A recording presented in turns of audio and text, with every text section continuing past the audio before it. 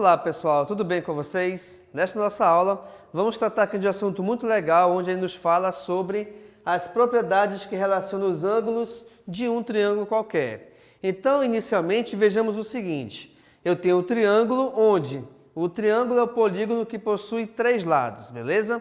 E esse triângulo ele possuirá três ângulos, internos e três ângulos externos, onde os ângulos internos eu estou representando aqui pela cor alaranjada e os ângulos externos estou representando pela cor verde, tá bom?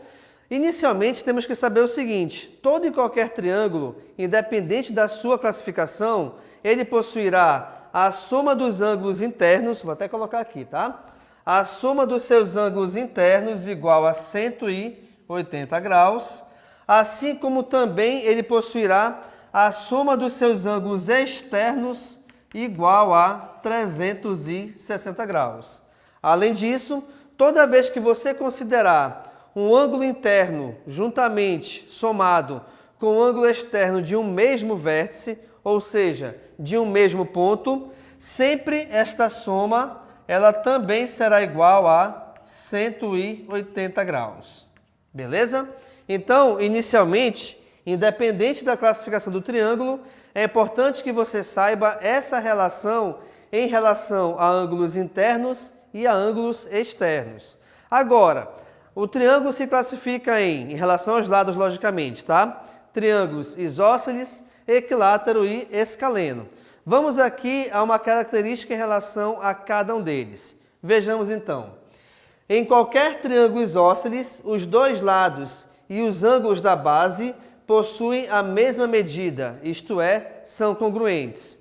Cuidado seguinte aqui, olha só. Um triângulo qualquer é isósceles quando ele possui dois lados iguais e um diferente.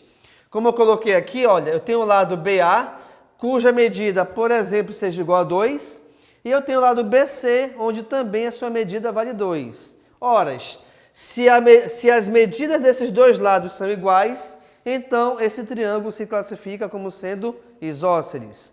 Agora sim, se esse triângulo ele é isósceles, quer dizer que possui dois lados iguais, a mesma ideia vale também para os seus ângulos.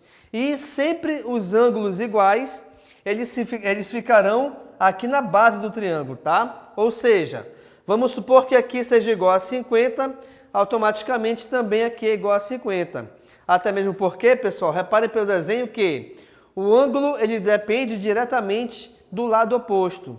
O que é o lado oposto? É o lado que está localizado em frente a esse ângulo. Logo então, reparem, estão aqui os dois lados iguais, desculpa. Daqui vem para cá, daqui vem para cá. Logo, esses dois ângulos da base são os ângulos iguais. E, além disso, reparem, devido ao fato de a soma dos ângulos internos ser igual a 180, aqui em cima esse ângulo de amarelo deverá valer 80. Até porque 50 mais 50 é igual a 100 graus. De 100 graus para chegar a 180 falta 80 graus, tá? Então não se esqueçam que em relação ao triângulo isósceles nós temos essa característica principal. E, para finalizar essa parte, esse ângulo diferente dos demais, ele é chamado ângulo do vértice. Bacana? Vamos aqui ao próximo triângulo. Está aqui o desenhozinho, vamos ao texto. Em todo triângulo retângulo, um dos seus ângulos é reto, mede 90 graus. Isso quer dizer, pessoal, que essa é a principal característica que você deve analisar para verificar se um triângulo qualquer ele é retângulo ou não. É a existência do ângulo reto, do ângulo igual a 90 graus, tá? Aqui eu já coloquei o valor para ti, mas nem precisava, até porque se você ver no triângulo este símbolo, saiba que aquele ângulo obrigatoriamente mede 90 graus. Ora, medido 90 graus, nós temos então um triângulo retângulo.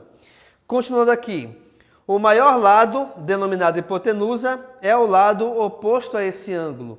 Nesse caso, qual ângulo? O de 90 graus. Lembrando, lado oposto é o lado que fica em frente ao ângulo. Como num triângulo retângulo, obrigatoriamente, o maior ângulo mede 90 graus, automaticamente então, o lado oposto a esse ângulo também será o maior dos lados, onde num triângulo retângulo a gente chama de hipotenusa. Beleza? Continuando, os outros dois lados chamam-se de catetos, ou seja, os outros dois lados que formam a letra L, que formam esse ângulo de 90 graus, são chamados de catetos. Beleza? Agora sim, pessoal, como a soma dos ângulos internos tem que ser igual a 180, eu não sei de repente quanto é que vale esse ângulo D ou esse ângulo F, mas eu sei que a soma desses dois ângulos tem que ser igual a 90 graus, até porque o terceiro ângulo também mede 90 graus, tá bom? E por último, nós temos aqui o nosso triângulo equilátero. Vejamos aqui o texto. Um triângulo equilátero é um polígono de 3 lados iguais e 3 ângulos agudos iguais a 60 graus. Como assim? O triângulo equilátero, gente, é o triângulo que possui os 3 lados com a mesma medida, obrigatoriamente. Bem, se eu tenho então um triângulo com 3 lados iguais, automaticamente eu vou ter 3 ângulos iguais também. E nesse caso, exclusivamente, nós já conseguimos definir de cara quanto vale cada ângulo. Nesse caso, vale 60 graus. Por quê? Bem, já que nós sabemos que a soma dos ângulos internos de qualquer triângulo é igual a 180, aqui eu vou ter a mesma ideia, vou ter 180. Só que, devido ao fato de esse triângulo ser equilátero, os 3 ângulos são iguais.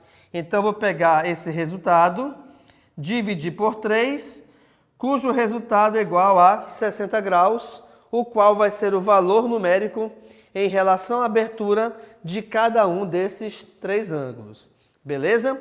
Então, nesta nossa aula, nós vimos aqui as propriedades que relacionam os ângulos de um triângulo qualquer, onde, inicialmente, eu te mostrei as propriedades que relacionam os ângulos internos, os ângulos externos e os ângulos internos e externos relacionados entre si. Além disso, também te mostrei propriedades exclusivas dos triângulos isósceles, retângulo e do triângulo equilátero. Beleza, pessoal? Então, muito obrigado e tchau!